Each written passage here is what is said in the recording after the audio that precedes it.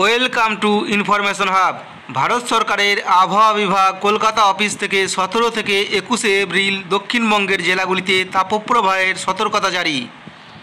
আজ 17 এপ্রিল আবহাওয়া দপ্তর থেকে যে স্পেশাল বুলেটিন প্রকাশ করা হয়েছে সেখানে বলা হয়েছে যে 16 এপ্রিল পশ্চিমবঙ্গের সর্বাধিক তাপমাত্রা ছিল পানাগড়ে 42.8 ডিগ্রি সেন্টিগ্রেড। এখন যে তাপের সতর্কবার্তা দেওয়া হয়েছে সেখানে কি বলা হয়েছে 17 এবং 18 এপ্রিল 2024 হলুদ সতর্কবার্তা থাকছে।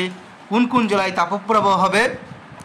পশ্চিম মেদিনীপুর, পূর্ব মেদিনীপুর, পূর্ব এবং পশ্চিম বর্ধমান, বাঁকুড়া এবং হুগলি। দক্ষিণবঙ্গের বাকি জেলাগুলোতেও এই দুদিন গরম এবং আর্দ্র আবহাওয়া থাকবে।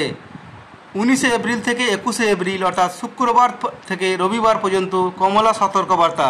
কোন কোন জেলায় তাপপ্রবাহ চলবে? পূর্ব মেদিনীপুর, পশ্চিম মেদিনীপুর, ঝাড়গ্রাম, পুরুলিয়া, বাঁকুড়া, বীরভূম, পূর্ব বর্ধমান এবং পশ্চিম বর্ধমান।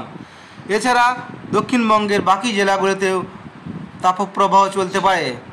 কী কী পরামর্শ দেওয়া হয়েছে? তাপ এড়াতে 11 থেকে 4টে পর্যন্ত বাইরের কাজ এড়িয়ে চলুন। হালকা ঢিলেঢালা সুতির পোশাক পরুন এবং মাথা ঢেকে রাখুন।